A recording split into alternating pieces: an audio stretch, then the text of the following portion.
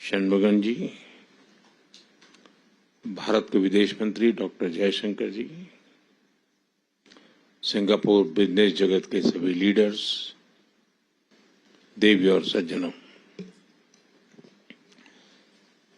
मैं सोच रहा था कि जो लोग इतने सालों से भारत में काम कर रहे हैं तो कुछ न कुछ अपेक्षाएं होगी, कुछ शिकायतें होगी, लेकिन मैं सुखद आश्चर्य है कि वाहवाही के सिवाय यहाँ कोई स्वर नहीं है। ये अपने आप में एक बहुत बड़ा संतोष है।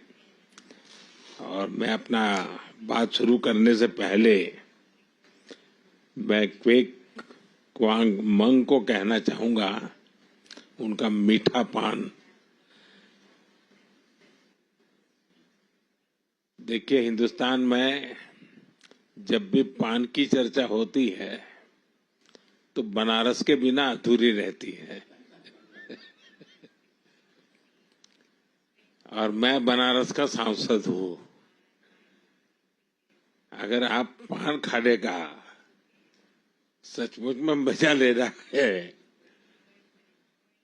तो आपको अपना कोई इन्वेस्टमेंट काशी में करना चाहिए।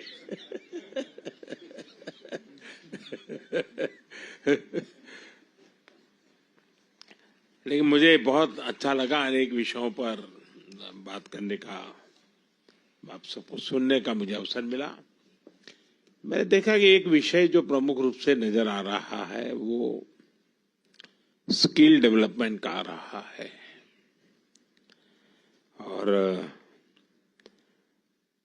भारत भी इंडस्ट्री 4.0 को ध्यान में रखते हुए या सेमीकंडक्टर का क्षेत्र को देखते हुए हम स्किल डेवलपमेंट पर बहुत बल दे रहे हैं। भारत की आवश्यकताओं के साथ उसका संबंध एक ग्लोबल जॉब मार्केट के से भी जुड़ा हुआ है। अगर आपकी कंपनियां ग्लोबली क्या चल रहा है उसका एक अगर सर्वे करें, ग्लोबल डिमांड क्या है उसका अगर एक एनालिसिस करें और उसके अनुसार भारत में स्किल डेवलपमेंट के लिए आए तो ग्लोबल जॉब मार्केट को बड़ी आसानी से एड्रेस कर सकते हैं। ये मेरा तीसरा कार्यकाल है और आप में से जो लोग भारत से परिचित हैं उनको पता है कि 1962 के बाद 60 साल के बाद भारत में किसी सरकार को तीसरी बार देश की जनता ने सेवा करने का अवसर दिया है और दुनिया में सबसे ज्यादा लोगों ने वोट कर करके इस सरकार को बनाया है।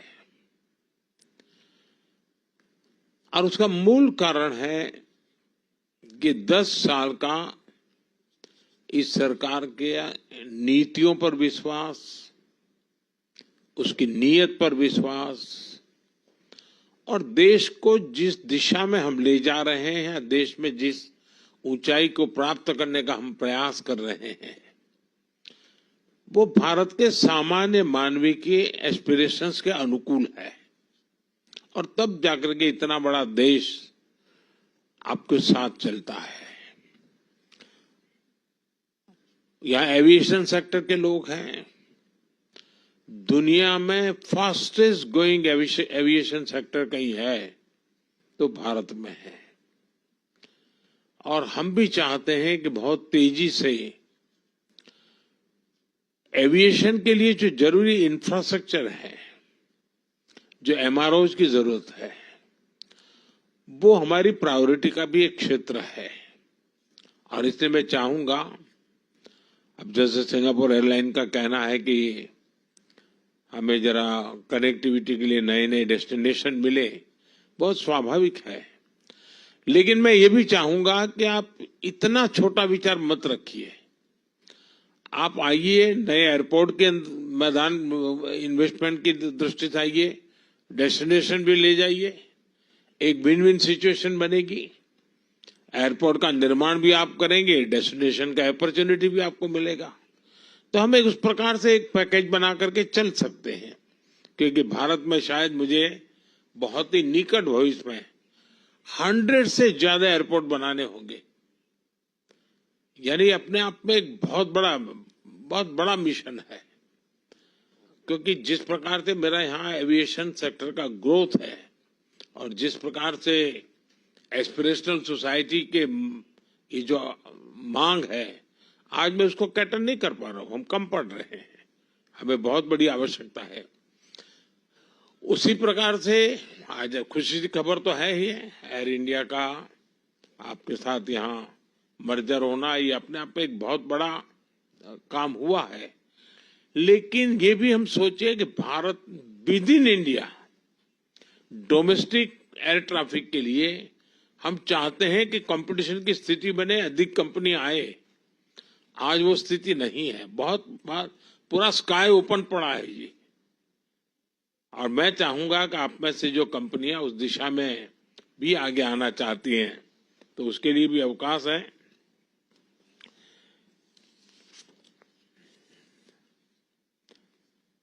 एनर्जी सेक्टर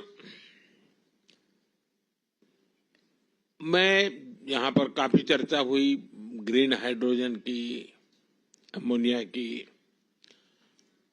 हमने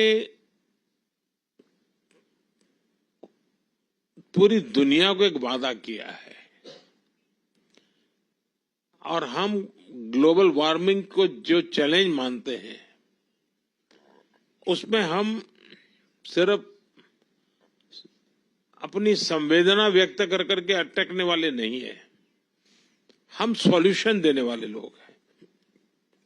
और हमने 500 गीगावाट का लक्ष्य टारगेट किया है और 2030 तक मुझे करना है। और उसमें मैं न्यूक्लियर की तरफ भी उतना ही जाना चाहता हूं, हाइड्रो पर भी जाना चाहता हूं, सोलार पर भी जाना चाहता हूं, विंड पर भी जाना चाहता हूं। उसी प्रकार से हमने बायोफ्यूल की पॉलिसी बनाई है, उसकी दिशा में भी एक बहुत बड़ा काम। और आपने G20 समिट में भी हमारे जो आउटकम है उसमें बायोफ्यूल की बात आपके ध्यान में आई होगी। भारत उसको लीड करना चाहता है। मैं चाहूंगा ऐसे अनेक क्षेत्र हैं एनर्जी से जुड़े हुए, जिसके कारण ग्रीन जॉब की पूरी संभावना है। उसके लिए भी हम काफी इनिशिएटिव ले रहे हैं। मैं आपसे आग्रह करूंगा, आप आइए।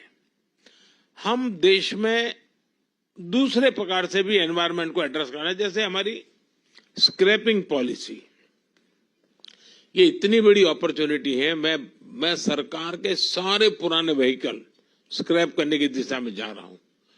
इतने बड़े देश में सारे पुराने व्हीकल स्क्रैप होना है, इतना बड़ा काम है।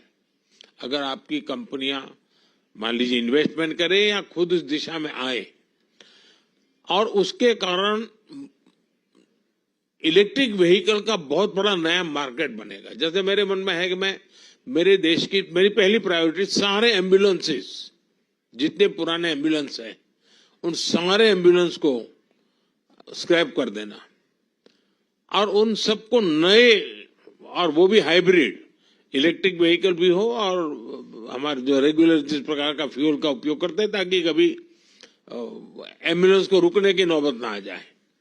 अब आप कल्पना कर सकते हैं हिंदुस्तान जैसे इतने बड़े देश में कितनी बड़ी आवश्यकता होगी।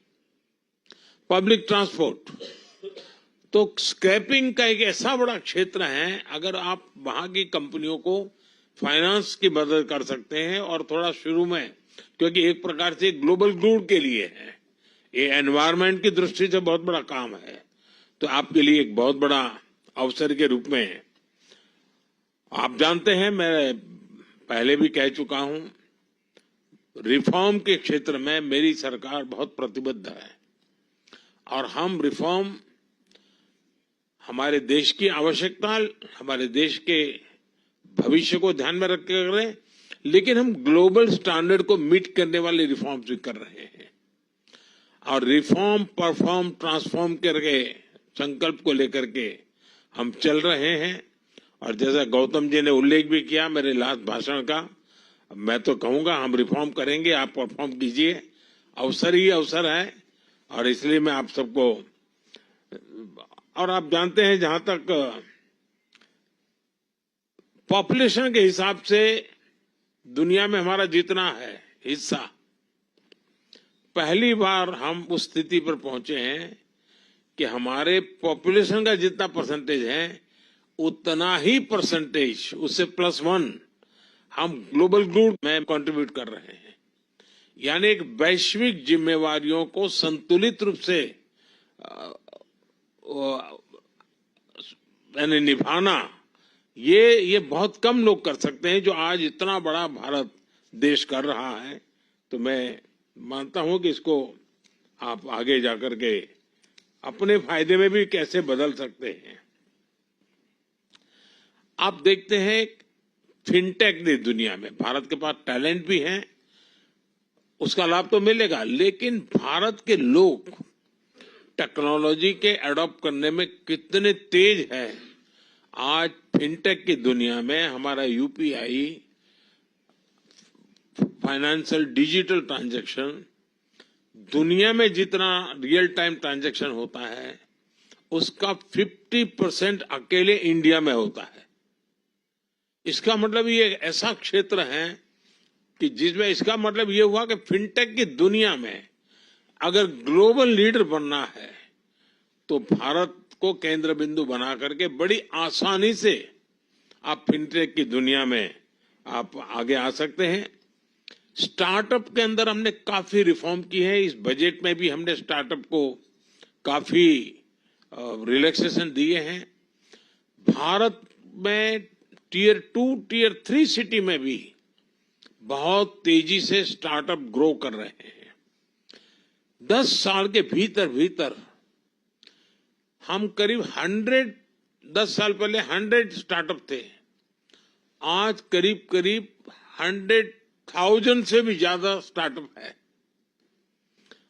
बहुत बड़ी मात्रा में ग्लोबली लोग इन्वेस्ट कर रहे हैं और सक्सेसफुल स्टोरी है कि बहुत बड़ी मात्रा में उसमें से यूनिकॉर्न्स बन रहे हैं। मैं चाहूंगा कि आपके यहाँ जो फाइनेंस के वर्ल्ड से जुड़े हुए लोग हैं, भारत के स्टार्टअप की दुनिया को अगर तराशेंगे तो उनके सामने बहुत बड़ी संभावना है। हम बहुत एग्रेसिवली सेमीकंडक्टर के क्षेत्र में जा रहे हैं। अब तक करीब 5 कंपनियां ऑलरेडी अपना काम शुरू कर चुकी हैं, आगे भी औरों की संभावनाएं हैं और हम पूरी इकोसिस्टम को लाने वाले। हमको एक छोटा सा टुकड़ा, एक आध हिस्सा करके अटकने वाले नहीं है। भारत के पास टैलेंट है। आज दुनिया में जितने भी चिप्स हैं, अगर उसका राइटिंग का काम है तो सॉफ्टवेयर का काम है, वो सब हिंदुस्तान में हो रहा है। सब बड़ी कंपनियों के रिसर्च यूनिट वहीं पर है। अब हम चाहते हैं कि हम खुद ही यहाँ पर उस दिशा में आगे बढ़े, तो आपके लिए वो भी एक बहुत बड़ा स्कोप है। भारत में एक स्टेबिलिटी है, पॉलिटिकल स्टेबिलिटी है, लेकिन हम हमारी नीतियों में प्रिडिक्टेबल नीतियां लेकर के चल रहे हैं, लेकिन प्रोग्रेसिव पॉलिसी लेकर के भी चल रहे हैं। हम दुनिया में जो भी संभावना है उन नीतियों को, और हर एक के लिए काफी ओपन हो, कोई सीक्रेसी और फिर बाद में जाकर के कुछ दूसरा और फिर कोई तीसरी डेफिनेशन, हम उस दिशा में जाने वाले लोगों में से नहीं है। एंड एक ट्रांसपेरेंसी के साथ, पूरे कमिटमेंट के साथ आज हम दुनिया के सब लोगों को अपनी बात बता रहे हैं। आज मैं सिंगापुर में इतने बड़े महत्वपूर्ण फोरम में बैठा हूं, तो मैं आपको विश्वास दिलाना चाहता हूं कि भारत तो प्रगति कर रहा है, लेकिन भारत में जो सरकार है वो सरकार पिछले 10 साल में जो काम किया है उससे 3 गुना काम इस 5 साल में करने के मिजाज से काम कर रही है। वो विश्वास लेकर के हम कर रहे हैं। अभी मेरी सरकार को 100 दिन नहीं हुए हैं, लेकिन 100 डेज के अंदर सिर्फ हमारे जो नीति निर्णय हुए हैं, शायद दुनिया के किसी देश में 5 साल में जो निर्णय नहीं हो सकते होंगे वो मेरे 100 डेज में हुए हैं। यानी ये हमारी स्पीड है। स्केल भी आप कल्पना कर सकते हैं। सिर्फ हमने गरीबों के लिए घर बनाए 4 करोड़ घर। अब ये यानी कितने सिंगापुर बन जाए 4 करोड़ घर, यानी ये स्केल है। हमारे यहाँ करीब 100 सिटीज मेट्रो बनने वाला है। कितना बड़ा काम है। हमारा अर्बनाइजेशन बहुत तेजी से हो रहा है। बहुत तेजी से हमारे यहाँ ग्रामीण जीवन अर्बनाइजेशन की तरफ। अब अर्बन इंफ्रास्ट्रक्चर एक बहुत बड़ा काम है। नए सिटीज की हमारी जरूरत है, वो एक बहुत बड़ा काम है। यानी मैं कहता हूं कि स्काई इज द लिमिट वाली व्याख्या भी भारत के लिए छोटी पड़ती है, क्योंकि हम तो स्पेस में भी उतना ही काम कर रहे हैं। स्पेस में आज दुनिया में हमने जिस प्रकार से काम किया है और स्पेस को हमने ओपन अप कर दिया है। मेरे यहाँ पॉलिसी में अब स्पेस को हमने सरकारी एक इकाई के रूप में नहीं रखा है, इसको हमने ओपन अप किया है। आज सिर्फ स्पेस में मेरे यहाँ 200 से ज्यादा स्टार्टअप्स हैं और 22-25 साल के बच्चे खुद अपने सैटेलाइट लॉन्च कर रहे हैं। यानी आप कल्पना कर सकते हैं कि कितना तेजी से विकास हो रहा है। और इस विकास की यात्रा में मैं आप सबको भागीदार बनने के लिए निमंत्रण देता हूं। मुझे बहुत अच्छा लगा, आप सबने समय निकाला। आप में से बहुत से साथी हैं जिनको कभी न कभी मुझे मिलने का अवसर मिला है। कुछ लोगों से सामूहिक मिला हूं, कुछ लोगों से व्यक्तिगत मिला हूं। जब मैं सिंगापुर में आप सबसे मिलता हूं तो मुझे ऐसा लगता नहीं है कि मैं किसी नए लोगों को मिल रहा हूं या नई बात सुन रहा हूं। इतना हमारे बीच में, और शायद किसी एक सरकार के साथ इतना निकट ओपन नाता बन जाए, ऐसा बहुत रेयर होता है। जो आज मैं देखता हूं कि सिंगापुर के बिजनेस वर्ल्ड का भारत की सरकार के साथ है। ये मेरे लिए सबसे बड़े संतोष की बात है कि आप सबको लग रहा है कहा यार ये सरकार हमारी है, ये सरकार हमारा सुनती है, ये सरकार में हम खुलकर कुछ कह भी सकते हैं। ये नाता जो है वो हमारी सबसे बड़ी पूंजी है। और इसलिए मैं आप सबसे आग्रह करूंगा कि अवसर है, अवसर को जाने मत दीजिए। और जितने भी नए क्षेत्रों में आप आना चाहते हैं, मैं तैयार हूं। कुछ क्षेत्र ऐसे होंगे कि जिसमें शायद हमारे पास नीति नहीं होगी, आप लेकर के आइए, मैं नई नीति बनाने के लिए तैयार हूं। लेकिन भारत संभावनाओं का क्षेत्र है। इन संभावनाओं के क्षेत्र को आप अपने नसीब के लिए उपयोग कीजिए और आपके लिए फिर कभी कोई रुकावट नहीं होगी, ये मैं आपको विश्वास दिलाता हूं। मैं फिर एक बार आप दोनों महाशय यहाँ समय निकाल कर